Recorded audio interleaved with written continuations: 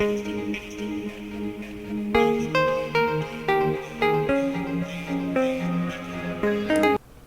Markee Dragon, also known as Marcus Eikenberry in real life, and welcome to another episode of the Mailbag. This one is the third in a series of questions that I'm answering from Mackers71.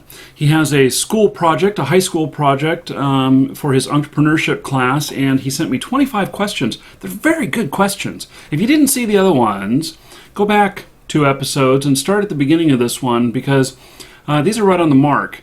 I don't know whether or not Mackers wrote these questions himself or whether or not this was just a set of questions that was given out to the class, but they're very good. So we are on number 19 here. And so number 19, what is your definition of an entrepreneur? There are a couple of types of entrepreneurs. An overall definition of an entrepreneur is someone who starts a business. And there's entrepreneurs and there's intrapreneurs. I don't know if you knew that. An intrapreneur is someone who creates new things, new processes, new products, and everything within a company. And then an entrepreneur is the ones who create the companies. And an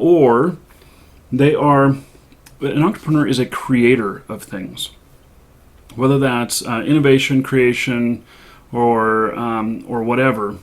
But they create things. Now, whether they see them through to the end is another story, because I could say, let's just say that I dreamed up this concept for a video game and then I handed it over to a video game publisher. They paid me for my concept. I'd still be an entrepreneur in that sense, even though I didn't, bring the whole thing to fruition. Now, I consider myself to be a serial entrepreneur, which a serial entrepreneur is someone who starts multiple businesses and keeps starting them and doesn't necessarily like to hang around once they're up and running. And so that is my tact on it, is that I will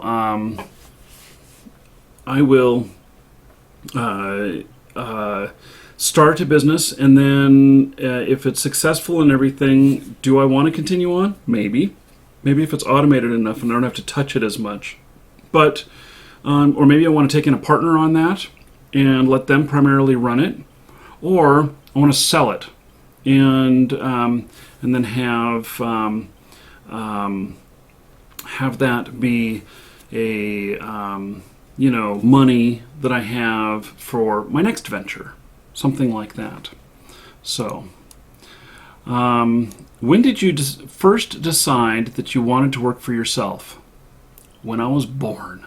That's the first time. I mean, I don't know when I came to that realization, but it's always been that I wanted to work for myself or work very independently.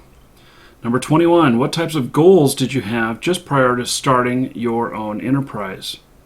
My only goal was to be successful at what I enjoyed doing. I have tried to do some ventures of things that I knew would do well and that there was call for in the market, but that I didn't enjoy doing, and every single one of those flopped. It takes your passion and dedication to push it forward to make it happen. Let's see, what types of lifestyle did you have just prior to when you started your enterprise? Having started multiple, that's kind of a hard thing to answer. Let me tell you my highs and my lows. My highs were making over $300,000 a year in take-home pay. That was after taxes. Having a Hummer, brand new Hummer. I had, I owned some limousines. I, had a really nice house and everything. Lots of toys. Everything I wanted. I had a dozen pinball machines and stuff. All the way to the flip side of where I'm at right now, because I'm no longer making that kind of money with that company. On the flip side right now, I'm getting sued upside down and backwards, and nearly every single asset I own is gone because of all the demands of one of my previous companies coming at me for that, a company that I don't even own anymore, and being attacked for that. So, so like right now, I live very minimally. Many of you who are watching this show make more than I do at the moment. But it's my dedication, it's my perseverance, it's my drive. I'll be successful in the money area again in the future. That will happen by doing a really good job at what I do now. And that is, both these videos, but also, in the online sales and marketing of video games that I do. So, did you prepare an entrepreneurial plan prior to startup? No. I throw things up on the wall. I see if they stick, or if they light up at all. I call it throwing irons in the fire. I might throw 10 irons in at once. I put a little bit of work into each one of them, and if nothing lights up, dump all those, throw 10 more in. And then when one lights up, you pull that iron out of the fire and you look at it and you say, okay, how can we make this hotter? How can we do more with it? And that has been my style. So it's the ready, fire, aim method. And so it's like I'm ready, I fire, and then depending on what I hit, if I was successful, then I aim for that again, because that may be something worth trying again. So I aim for it again, and if I can hit it again and it hits good, then maybe I develop a pattern with that and start doing that over and over again. So, okay. Let's see here. 24. How long did you take to reach a positive cash flow position or break-even point? That really depends on the business. So I can tell you that from my experience, I try and owe no one anything so that we're always positive cash. That means at the same time that growth is slower because you're funding it all yourself. So there are some companies that take multiple years to break even, and then there are companies like ones that I've done where it's really within 2 months breaking even, but they're not at the same volumes and everything as some of these other things. So in order to go the really big money, to where you can make several $1,000,000 in a couple of years, you have to have several $1,000,000 invested. And if you don't have that in your pocket, you have to have partners. And so you have to be willing to have partners, and that's just a whole nother story. So, number 25, the last one. What pressures did you face in early stages of your enterprise? There's always the people who don't believe you can do what you can do. And then there's the pressures of having to support your family, having to support yourself, having to have that money there to just make ends meet. And that is probably the biggest pressure point of them all. I don't worry about legal. I don't worry about all this other stuff. So, like there's some people who they start up a business, you get your business license, you get incorporated or whatever, and that costs very minimally. But all of the other legal stuff you could set up around a business, don't do any of that until there is money to pay for the lawyers. And the reason for that is that most businesses or business ideas will fail, and you can spend an enormous amount of money on lawyers. So make the company pay for the lawyers, not after the fact, before the fact, pre-funding. And you can do all kinds of things without legal. You can ask for forgiveness, too. If you make a mistake that gets you in trouble, ask for forgiveness, fix it, and move on. Don't worry about trying to cover every single base that there is, because that is unnecessary. And there's a lot of things that can be sent back in time, and that can be, backdated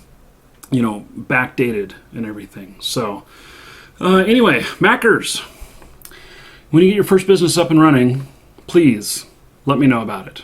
I'd love to talk to you about it. So, thanks for these great questions.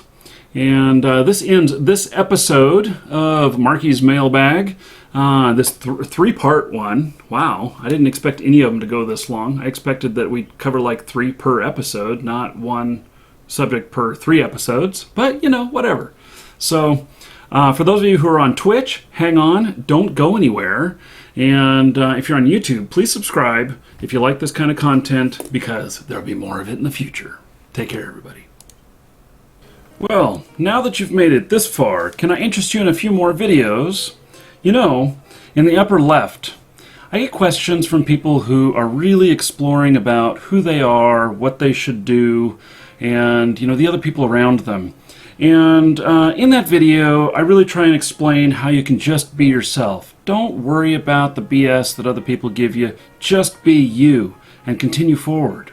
In the upper right, you see all that lightning going off? Woohoo! You know, I am a big fan of hazardous weather.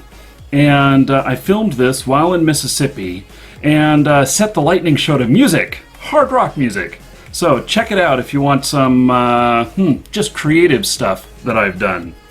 At the bottom left is the mailbag. It's a brand new series that I've just started, and it's where I am reading the mail one by one that comes into my YouTube account. I'm not skipping anything, and I'm not leaving anything out, and just saying it as it is and what comes to my mind. And when we hit one that's really good, the video continues through that one, and we talk about that subject, and then that segment is over.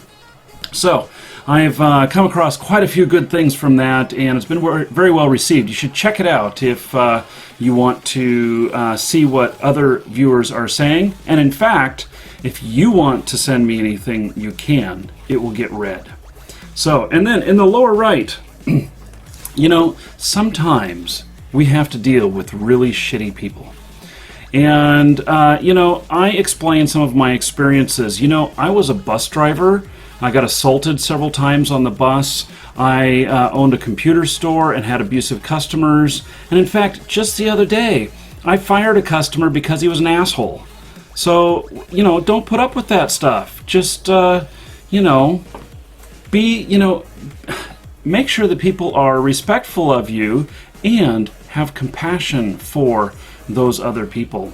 So, anyway, enjoy the music on the way out. Make your selection. I'm Markee Dragon. Take care.